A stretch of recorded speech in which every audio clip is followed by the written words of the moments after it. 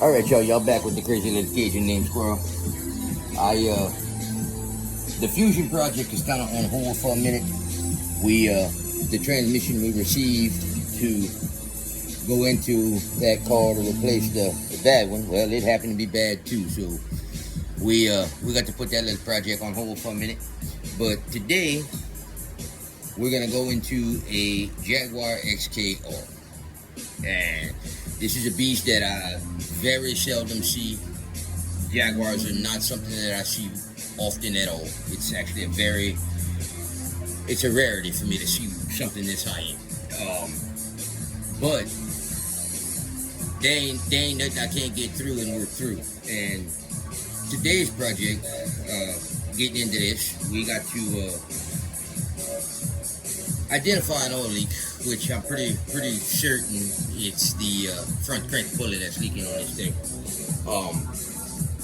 And this car is not a very easy car to work on. They've got everything crammed into this thing like you wouldn't believe, and it's going to be one of those you're going to take half the car apart to get to anything. It's 5.0 supercharged, nasty car. I mean, it's a fun beast to drive, that's for sure. But the first step in this process, what we had to do, the way the hood opens and the way everything's made on this car, we had to remove the hood.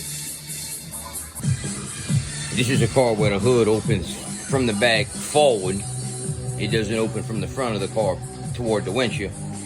It opens from the windshield toward the front of the car. And I mean, very simple process. I mean, pretty self-explanatory. 4 bolts on the hinges, and it pretty much comes right off.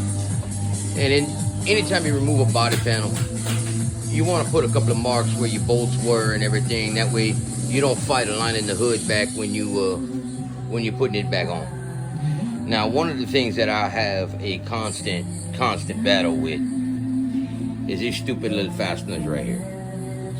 And for the most part, if the car is fairly new, we can get them out fairly easily. But I mean, I've tried several different manners of getting these little plastic fittings, these little plastic fasteners out, and really and truthfully, the only real proficient way is to be very delicate with a screwdriver. And as you're trying to take them out, as you bump your screwdriver, you got to kind of lift up a little bit as you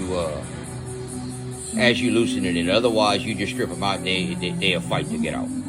A lot of times, what I'll end up doing is I'll end up taking them out and replacing them, because you break half of them or you strip them, or I try to replace it with push pins for the most part. So when you're going to take these little things out, I use my electric screwdriver, electric ratchet, whatever. But as you're trying to take them out, you want to kind of lift up. You don't want to press down into it, because it's plastic, it will strip. You just want to kind of lift up, and that insert will come out of there, and you can save it for the most part. A lot of times you'll end up just stripping them. They're a real pain in the ass. And what it is car manufacturers are making everything as cheap as they possibly can, but then they want to charge you an arm and a leg for it. Alright, so like I said, this is going to be one of them gnarly beasts where you're pretty much going to have to take apart half the car even to just get to whatever you're looking for. I mean, this is just the nature of the beast in a lot of these things. And a lot of times it's no fun. And like I said, what's suspect in this one, like I said, it's an oil leak we gotta pinpoint, find, and fix. And it's more than likely gonna be the crank pulley. So the next phase in this, after getting the hood off, is we gotta access the crank pulley and the front of the engine. And in this car, it's not gonna be any easy feat, because it's got a supercharger, it's got intercoolers, it's got a lot of stuff smashed into this car, crammed in here like you wouldn't believe. So now that we've got the hood off, we're gonna be putting this, we're gonna be taking all of this plastic crap that they like to put on everything.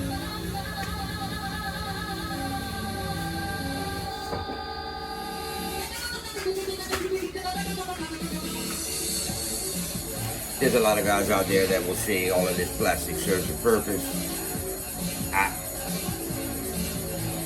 To me, it's redundant. It's useless. Some of it, I will say, as far as air dampening and airflow, to direct air over certain parts of the engine and coolers.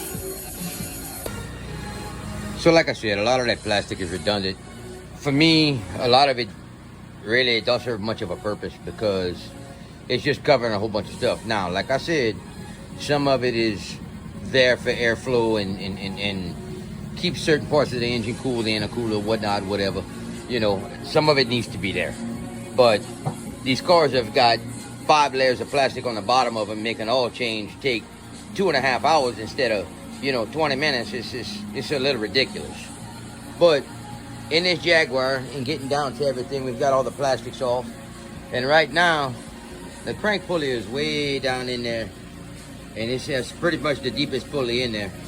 In order to get to that and be comfortable and not break anything else while I'm trying to get that off, I've gone ahead and I'm taking all of the bolts out of this front header. Luckily enough, it's one of the ones that fairly easily unbolts out of the car. And in the illustrious words of my old mentor Johnny, if it's in the way, y'all move it, because a lot of times it'll take you 3 times as long to try to fight around something than to just move it. And this is one of them cases.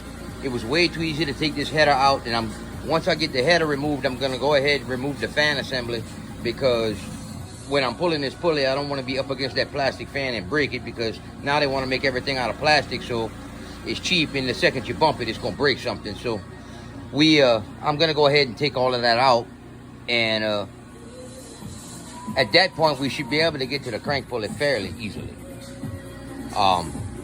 And we'll definitely be able to get a much better look at it and 100% positively confirm that that's where the leak is, and we'll start working on getting that crank pulley pulled off and get everything situated.